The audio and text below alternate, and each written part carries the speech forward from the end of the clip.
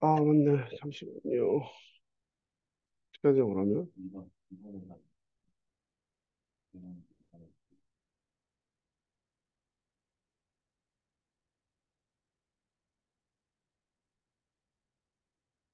네, 이번 발표 제가 맡은 주제는 항혈전제 가이드라인입니다. 많이들 다 아실 거라서 제가 특별히 많이 준비한 건 없고요. 가이드라인 간단하게 한번 훑어보는 식으로 진행을 하도록 하겠습니다. 일단 안티플레이트에서 역할에 대해서 정말 짧게 간단히 보고요.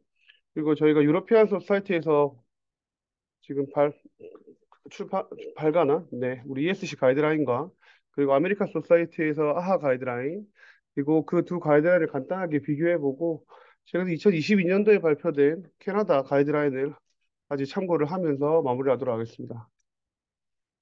일단 로스티비티 페리페라 아터리 디지즈에서는 아테로스클레로틱 디지즈입니다. 그래서 다른 카디오바스큘라 이벤트나 메이저 어드버스 림 이벤트가 발생할 가능성이 매우 높고요. 그래서 이러한 것을 예방하기 위해서 롱텀하게 모노 안티플레이트리 테라피, 아스피린이나 클로피도그레를 단독으로 쓰는 것을 일단 가이드라인 레코멘드 하고 있었습니다.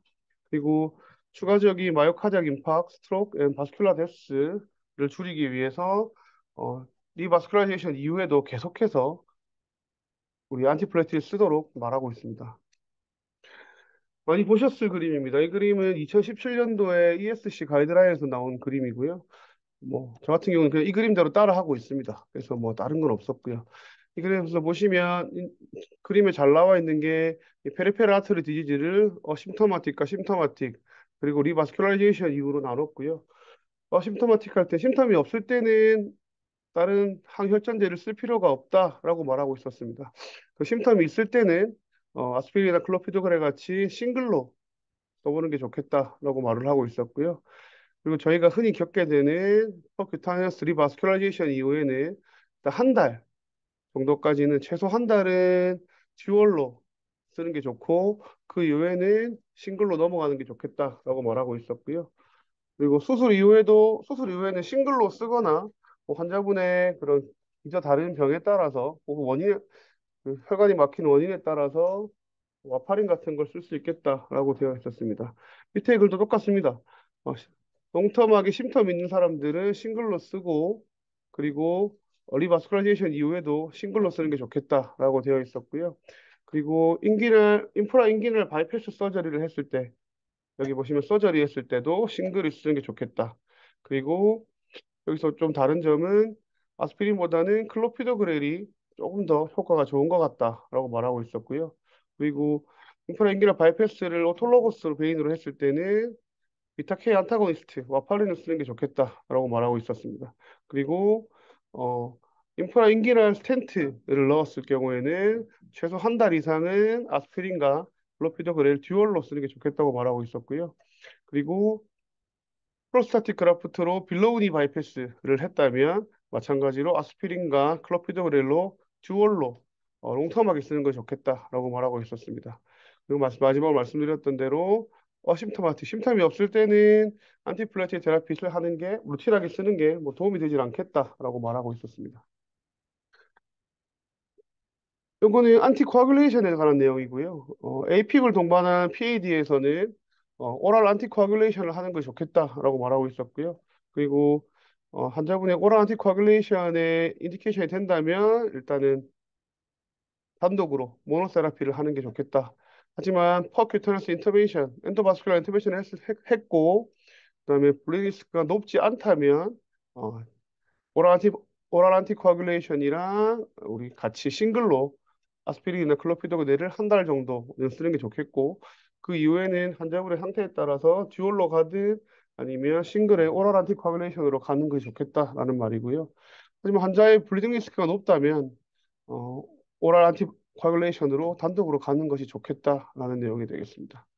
예, 마찬가지로 최소 한 달은 리바스크레이션 이후에 아스피린 클로피도그렐 오랄 안티코아귤레이션을 더하는 게 좋겠다라는 말이고요. 리스크 높다면 오랄 안티코아귤레이션 언론으로 가는 게 좋겠다라는 내용입니다. 이 그림은 2016년도에 발표된 아하 ACC 가이드라인이고요.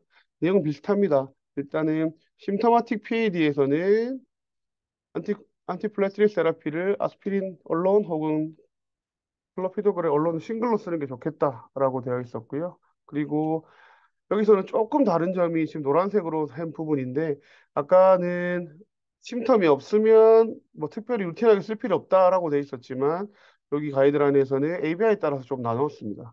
심텀은 없지만 ABI가 0.9 이하다. 그렇다면 충분히 항혈제제를 쓸만하다라고 되어 있었고요. 그리고 0.91에서 0.99, 0.9에서 1 사이라면 심텀이 없더라도 쓰는 것에 대해서 뭐 옳다 그르다 언설턴으로 줬다라고 보시면 될 것 같습니다. 그리고 심터마틱 PAD에서 듀얼을 지속적으로 쓰는 게 뭐 확실히 써야 된다라는 말을 하기 어렵다라고 말을 하고 있었고요.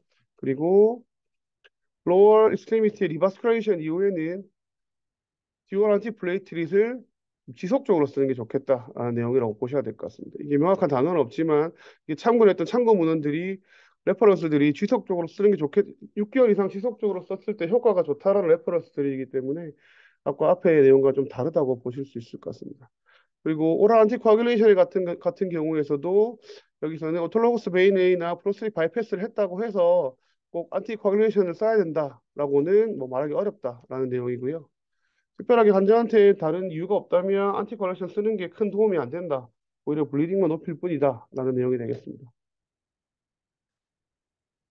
이 그림은 2016년도 아하 가이드라인과 2017년 ESC 가이드라인을 비교한 표입니다. 그래서 비교했을 때 아까 제가 앞에서 노란색으로 표시한 거는 이 둘 가이드라인의 다른 점들을 제가 노란색 줄을 끄은 거고요. 나머지 공통된 부분은 검은색 줄이었다고 보시면 됩니다. 여기서 보시면 첫 번째 아까 마지막에 말씀드렸던 안티코아귤레이션 부분이고요. 아까 아하 가이드에서는 안티코아귤레이션이 루틴하게 필요하지 않다라는 내용이었지만 ESC에서는 APB 동반된 피해에 대해서는 안티코아귤레이션을 쓰는 것이 좋겠다라는 거고요. 여기서 뭐 샤드 바스 스코어 2점 이상 뭐 여기 하이퍼텐전 DM만 65세만 넣어도 2점이 넘어가기 때문에 그냥 기본적으로 뭐 2점이 넘는다라고 보셔도 될 것 같습니다. 그리고 말씀드렸던 쉼텀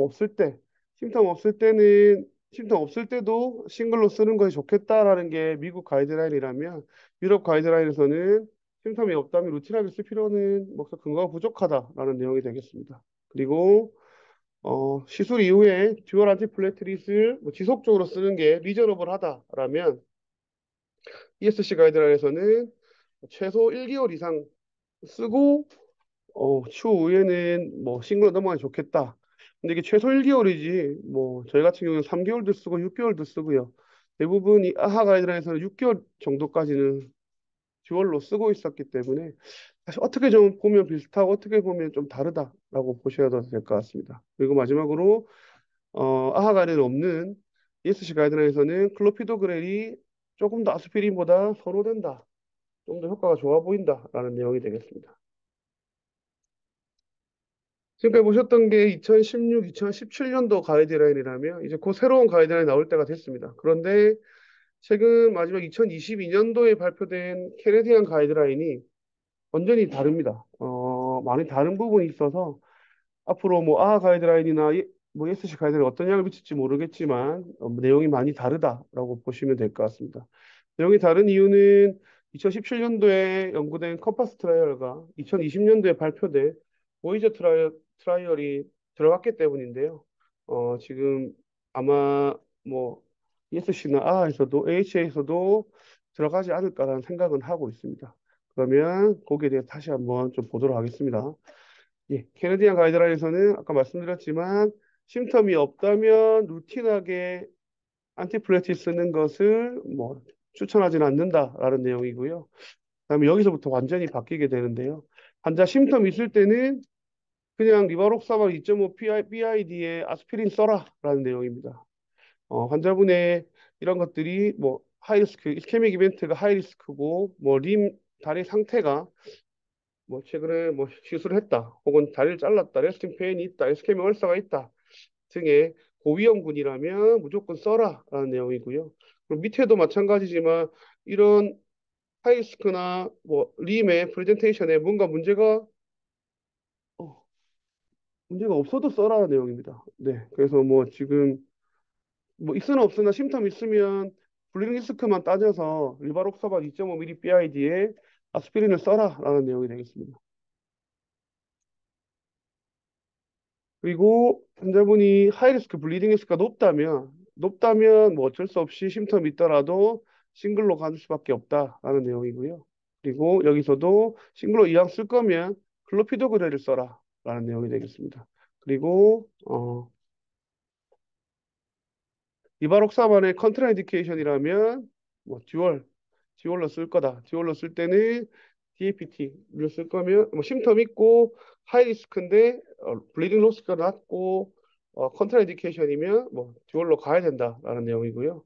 그리고 여기 스테이블 로얼 스미티 PAD 여기 스테이블은 뭐 레시 페인 없고 얼서 없고 뭐 6개월 이상 최근에 시술한 과거래 없고 그러니까 제가 흔히 외래로 찾아오는 클로드 컨트라면은 풀도즈 안티코아귤레이션과 안티플레이트리 조합은 뭐 쓰지 않는 것이 좋겠다. 오히려 블레딩 리스크가 높이기 때문에 쓰지 않는 것이 좋겠다라는 내용입니다. 이거 시술 이후고요. 애프터 일렉티브 시술 이후에도 리바록사반, 아스피린 같이 조합으로 쓰는 것이 좋겠고 쇼텀하게 클로피도그레를 뭐 더할지 안 더할지는 임상의의 결정에 따라서 더하면 되겠다라는 내용입니다. 그리고 마찬가지로 일렉티브로 오픈 서저리를 했을 때도 리바록사반 2.5 BID와 아스피린을 복합해서 쓰는 것이 효과가 좋다라는 내용입니다. 밑에 부분은 마찬가지로 아까 그대로입니다. 로우도즈 리바록사바를 쓸 수 없을 때는 듀얼을 시술 이후에 한 달 정도 듀얼로 쓰는 거고요. 그리고 리바록사바를 쓸 수 없을 때는 뭐 꼭 써야 된다면 뭐 모노 오랄 안티코아귤레이션이나 SLPT를 쓰는 것이 좋겠다라는 말입니다. 그리고 마찬가지 요건 이멀전시로 저희가 어큐트림이었을 때 수술을 했을 때도 풀도즈 안티코아귤레이션 플러스 싱글 그래서 뭐 저희가 환자분 시술 중에 뭐 헤파린도 쓰고요. 뭐 와파린도 쓰고 노악도 쓰지만 이런 것을 일단은 로도즈보다는 풀도즈로 쓰고 그리고 또 안 된다면 리바록사반 2.5 BID 아스피린 조합을 쓰고 뭐 클로피도그레 더하거나 빼거나 하시면 될 것 같고요. 그리고 DAPT 안 되면 DAPT 이렇게 1, 2, 3번으로 결정을 하면 되겠다라는 건데 다 스트롱이 아니고 위크이기 때문에요. 뭐 일단 나머지 스트롱만 본다면 결국에는 리바록사반 2.5 BID 더하기 아스피린이다라는 내용이 되겠습니다. 여기에 근거가 된 건 결국에는 컴퍼스 트라이얼과 보이저 트라이얼인데요. 컴퍼스 트라이얼은 2만 7천 명이 랜더마이즈하게 인롤된 대규모 연구고요. 그리고 리바록사반 플러스 아스피린 내 379명, 아스피린 온리에 496명 1대1대1로 5mm 온리로 1대1대1로 했었고요. 결국에는 환자분의 하트 문제의 합병증도 줄여주고 효과는 뭐 듀얼스나 싱글스나 혹은 리바록산 플러스 아스피린스나 효과는 같지만 심장의 위험성 하지의 서베일런스의 위험성 또한 낮춰주고 암푸테이션도 줄여주고 블리딩은 약간 높지만 그렇다고 환자한테 심각한 블리딩을 일으키지 않는 결과적으로 효과는 비슷한데 추후에 생길 수 있는 다른 병들을 줄여주기 때문에 이바록사반 플러스 아스피린 쓰는 것이 좋겠다라는 게 컴파스 트라이얼입니다. 그리고 2020년도에 발표된 보이저 트라이얼도 마찬가지고요. 보이저 트라이얼은 3,000명대 리바록사반 사용 분과 3,000명대 아스피린 사용분을 가지고 비교한 거고요. 마찬가지로 결국에 심장합병증과 하지합병증을 줄여주고 그리고 특히 어큐트림 이스케미아의 발생률을 급격히 줄여준다라고 되어 있습니다. 그리고 프라이머리 세이프티에는 큰 차이는 없고 결국에는 블리딩도 크리티컬한 블리딩을 일으키지 않기 때문에 결국에는 효과는 비슷하지만 환자한테 발생하는 여러 가지 추후에 하트 문제나 가지를 위협하는 문제들의 효과가 더 좋다고 밝혀졌기 때문에 결국엔 이 보이저 트라이에서도 이바록사만 2.5mm BID 플러스 아스피린으로 결론을 내고 있었습니다. 그래서 마지막으로 아까 보여드렸던 표고요. 뭐 똑같습니다. 지금까지는 환자 심텀 일단 두 개 합치면 환자 심텀이 있다면 싱글 혹은 듀얼 필요하다면 듀얼까지 안티플레이트를 쓰는 건데 기본적으로 싱글이라 보시면 될 것 같고요. 그리고 리바스큐레이션 이후에는 한 달 정도 혹은 최소 한 달, 3에서 6개월까지는 듀얼 안티플레이트를 쓰다가 그 이후로는 싱글 안티플레이트로 넘어간다라는 게 지금까지 2016년, 2017년 유럽이랑 미국 가이드라인이었다면 이제 앞으로 발표될 가이드라인이 어떻게 변할지 모르겠지만 최근 발표된 캐나다 가이드라인에서는 여기 리바록서반 2.5 BID D 플러스 아스피린으로 나머지 PAD를 페리페랄 아테리얼 디지즈를 치료할 수 있겠다라는 결론을 보여주고 있습니다. 예, 발표 이상으로 끝내겠습니다. 감사합니다. 수고하셨습니다.